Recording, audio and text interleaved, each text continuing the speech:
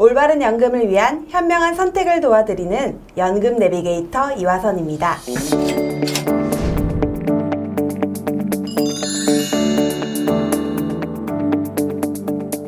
5월은 종합소득세 신고 납부의 달인데요.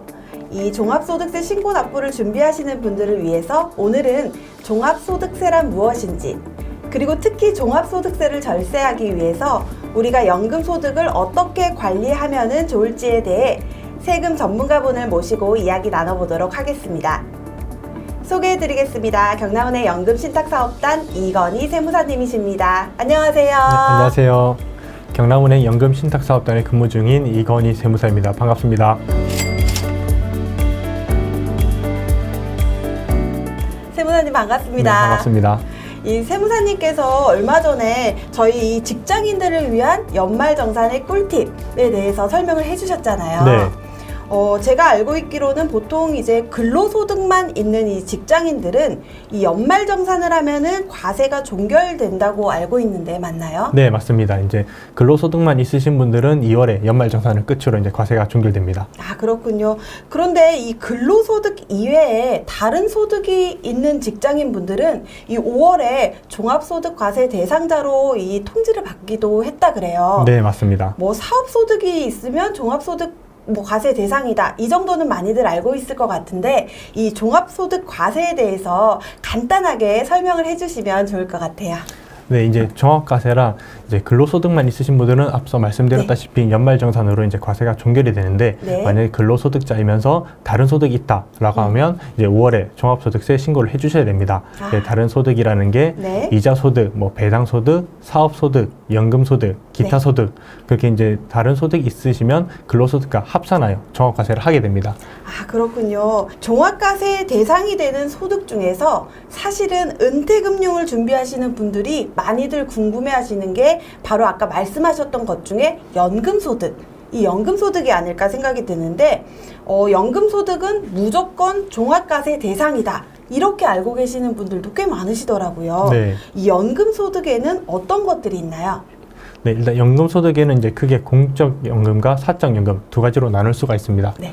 공적연금은 국민연금, 그리고 직영연금, 뭐 공무원연금이라든지 군인연금 그런 걸 이제 직영연금이라고 하고, 그리고 사적연금에는 연금보험, 연금펀드, 그리고 IRP 그런 것들 이제 사적연금으로 구분을 하고 있습니다. 아, 그렇구나. 그러면 이 우리가 공적연금 중에서 만약에 국민연금만 받고 계신다, 이런 분들은 종합소득 과세 대상일까요? 그냥 국민연금만 받고 계시는 뭐 공적연금만 받고 계시다 하면 이제 종합과세는 하진 않습니다. 아, 그렇구나. 그럼 국민연금에 만약에 다른 소득이 있다, 이럴 경우 종합과세 대상이 될 수 있군요. 네, 맞습니다.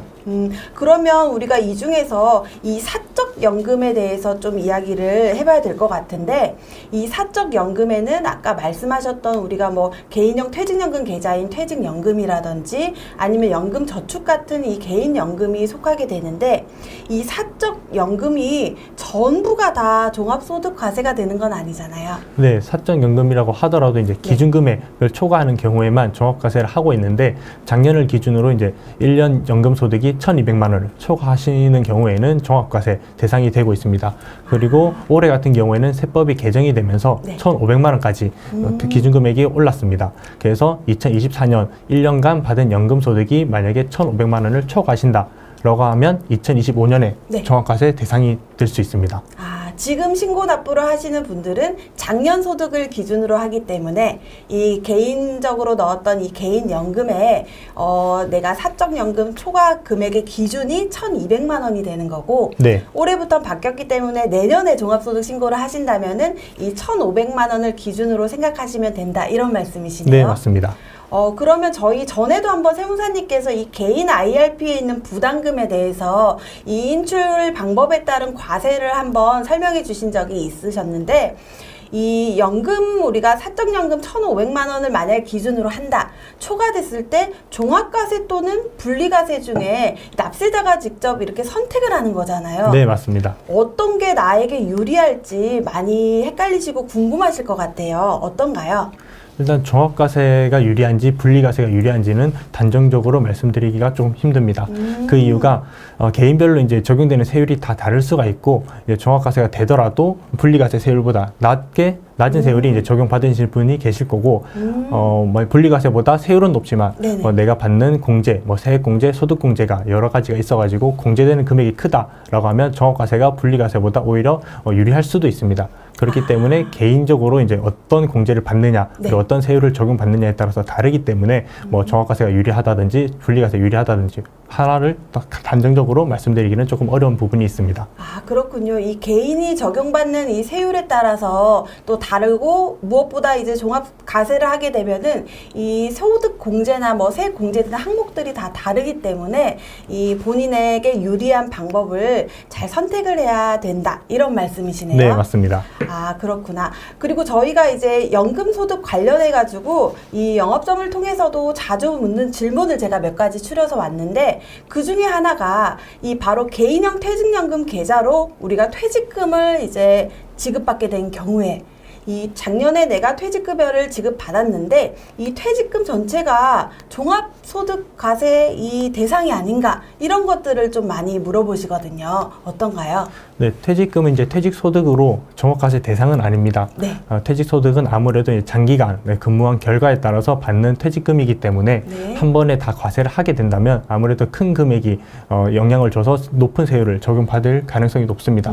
그러면 이제 납세자에게 불리한 결과를 초래할 수 있기 때문에 퇴직소득은 종합과세가 아닌 이제 분류과세로서 퇴직소득만 따로 이제 계산을 하게 됩니다. 아, 그렇군요. 그러면은 이제 걱정 안 하셔도 되는 게, 이 퇴직금을 한 해 동안 많이 받게 되더라도 이 종합과세 대상은 아니다, 이런 말씀이셨고, 이 퇴직금을 개인 IRP 계좌로 내가 받은 다음에 그래도 이 퇴직소득세를 절세할 수 있는 방법이 또 따로 있잖아요. 네, 그 방법을 조금 안내해 주시면 좋을 것 같아요. 네, 일단 퇴직금을 IRP 계좌로 받게 된다면 퇴직소득세를 바로 이제 납부를 하는 것이 아니라 과세 이연됐다가 나중에 인출하실 때 이제 과세를 하고 자금을 찾아가실 수가 있는데, 그때 아무래도 IRP 계좌는 연금 수령을 목적으로 만든 제도이기 때문에 연금 수령하는 것이 절대적으로 유리하다고 할 수 있습니다. 아, 그렇군요. 이 연금을 수령하는 게 퇴직소득세를 절세할 수 있는 방법인데, 이 연금을 받는 기간에 따라서도 이 적용받는 이 세율이 다르다 그래요? 네, 연금 수령 이제 10년 차까지는 내가 내야 되는 퇴직소득세 의 70%만 납부를 하시면 되고, 10년을 초과하는 11년 차부터는 60%를 납부를 하시고 인출을 하실 수가 있습니다. 아, 그렇군요. 그러면 이 개인 IRP 계좌에 들어온 퇴직금은 종합과세 대상은 아니지만 이 퇴직소득세를 내가 절세하기 위해서는 퇴직금을 인출하는 전략, 이 연금으로 수령하는 전략을 세우시는 게 좋겠다, 이런 말씀이시네요. 네, 맞습니다. 아, 그러면 저희 또 다음으로 이 영업점을 통해서 좀 최근에 많은 상담 사례가 있어가지고 질문을 마지막으로 좀 드리고 싶은데, 이 아까 설명하셨던 이 공적연금 중에서 직영연금 중에 하나인 공무원연금, 이 공무원연금을 내가 지금 현재 받고 계시거나 아니면 이 공무원연금 수령 대상자이신 분들이 이 개인적으로 사적연금인 IRP를 가입을 하고 나서 이걸 연금으로 이렇게 개시를 하고 연금으로 수령하게 되면 내가 받고 있는 이 공무원연금과 합산해서 이 종합과세가 되는 것이 아닌가, 또는 이 건보료를 우리가 책정할 때 이 소득에 합산되는 것은 아닌가, 이런 문의가 굉장히 많으시거든요. 공무원연금 중 사적연금, 개인 IRP 연금 개시 종합과세의 대상인가요? 연금 개시한 것만으로 종합과세가 되진 않습니다. 아, 네. 앞서 말씀드렸다시피 이제 기준 금액이 있고 작년을 기준으로 1,200만 원을 초과하는 경우에만 종합과세가 되기 때문에 공무원연금을 받고 계시더라도 그 기준 금액 한도 내에서만 인출을 하시게 되면 종합과세 대상이 되지는 않습니다. 그렇군요. 아, 굉장히 좋은 이 정보인 것 같은데, 이 공무원분들께서 특히나 이제 공무원 연금을 받는 이 연금 개시 시기가 점차 늦어지게 되고, 이 은퇴를 하신 후에 내가 연금을 받게 되는 그 사이에 공백 기간을 어떤 개인 사적 연금으로 좀 메꾸고 싶은데, 혹시라도 내가 가입했던 이 개인 IRP 계좌를 연금 개시했을 때 얘가 또 나의 이 건보료 산정 기준에 이 소득으로 잡히진 않을까, 또는 내 종합소득 과세가 되진 않을까 이런 것 때문에 좀 망설이시는 분도 많다고 들었거든요. 이런 분들이 있으시다면은 이 개인 IRP에 내가 사적 연금을 갖고 계셨을 때 인출 전략만 잘 세우신다면 이 종합과세 대상이 아닐 수도 있다 이런 말씀이시네요. 네, 맞습니다. 그러면 이제 마지막으로 5월 31일까지잖아요. 네. 이 종합소득세 신고 납부 기한이 경과하게 되면은 뭐 딱 불이익 같은 건 없으실까요? 납부 기한 이제 넘기게 되면 무신고 가산세 그리고 납부 불성실 가산세를 부담하시게 됩니다. 그렇기 때문에 뭐 국세청, 뭐 세무서로부터 종합과세 대상자다라는 고지를 받으신 분들은 5월 말까지 반드시 신고를 해주셔야 되고, 그리고 내가 다른 소득이 있는지 아니면 내가 받을 수 있는 공제 항목 어떤 건지를 확인하시기 위해서는 홈택스 사이트를 이제 들어가셔가지고 내 소득을 다 조회를 하실 수 있기 때문에 한번 조회해 보시는 것도 괜찮을 것 같습니다.